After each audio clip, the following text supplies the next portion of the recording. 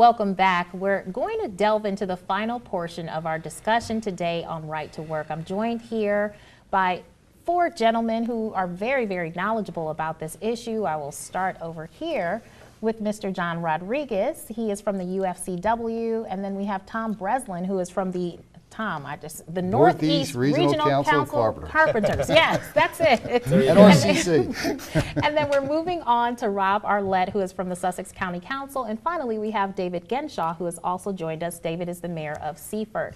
So I'm going to allow each of these gentlemen to give their final remarks, anything that you want people to know that you think is important about this right to work topic in this issue. So you have a minute, and John, you're on. Yes, so I just would like to close by stating that right to work is a ploy by the ultra wealthy to crush unions. So workers can get the same benefits that the union can provide, but without having to pay membership fees. This will ultimately lead to the collapse of unions. And I would like to use two quick examples to kind of convey that point. First off, we have gym memberships. So let's just say every single gym were to open their doors without charging any membership fees. That means that there's no money coming in to maintain equipment, hire personal trainers, even pay the bills, ultimately leading to these gyms closing down. Another example I would like to use are property taxes. I'm a homeowner and own several properties in Sussex County, Delaware.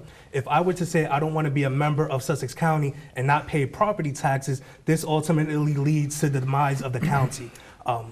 Thank you, John. Those are very good points. Now, David, we'll move on to you. Anything that you'd like to add to the discussion? Well, I just would say that, right to work was voted into Seaford by the City Council, and it was unanimous. Since that time, we've had the opportunity to talk to so many people, so many businesses, so many people that want to support us in this effort that we never would have had the opportunity to speak to without this. So the opportunity before us is great. The people of Seaford vote elected officials in to make an impact, to make a difference in their town. And they're not happy where we are now. They want to see us get better. And jobs are what will do that for Seaford. And so we're excited about the opportunity Right to Work is bringing to us, and we look forward to the future. Sounds good. Well, Rob. Oh, wait a minute. I said I was going to come on over to you, didn't I? Did I say Rob? Okay, well, Rob, it's your turn. There you go. Well, first off, I want to thank Erica and really ABC 47 here in Salisbury for this opportunity. I think it's important to have this communication, this dialogue as a community, as I said earlier, because we need to. I mean, ultimately, I think we all have the same things in common, and we actually have differing opinions, but at the same time, we all have a lot of things in common. So, as it relates to this very specific thing, again, I will go back to my original points. This is not some rich, ultra-rich individuals trying to take advantage of any employees at all, in my mind. It's, you know why? Because as David said, there are real families with real needs. And 0 times 100 is still 0. So when you have no new opportunities coming into a community, there are still suffering for those families. And you had the State Chamber of Commerce in Delaware support this. You had the Rehoboth Dewey Chamber of Commerce support this. There are a litmus of organizations, regular family-owned businesses that support this effort because, again, we just want to bring in new opportunities for our families, nothing more, nothing less. Thank you, Rob. So, Tom, you get to put a bow on this. Bow on everything. Yeah. Okay. Just want to comment on a couple things. One is to what Dave and Rob said.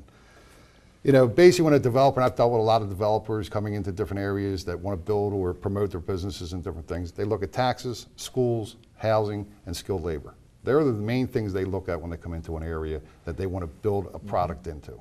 Right to work was never at the top of the list. This is being pushed from an agenda point of view, okay? Second thing is to talk about what John brought up about was that he's right. There's certain things, and Rob just mentioned the Chamber of Commerce. You want to get the benefits from the Chamber of Commerce, you got to pay dues. Right to work basically puts it into a freeloader system to weaken the unions because it will make sure that the membership doesn't have to pay union dues that run the union. So, like I said, if you want to be part of an organization, you have to pay dues to get the benefits back again. And that, with the Carpenters Union, has been around since 1881. So we've been around for over 130 years. So I think we're doing something right here. Okay, you must have heard my boss wrapping it up. Well, thank you for joining us this Saturday evening. Be sure to tune in to our late news tonight at 10 on Delmarva CW3 and right here on 47 ABC at 11. Then wake up with me on Monday morning on Good Morning Delmarva. Have a good night.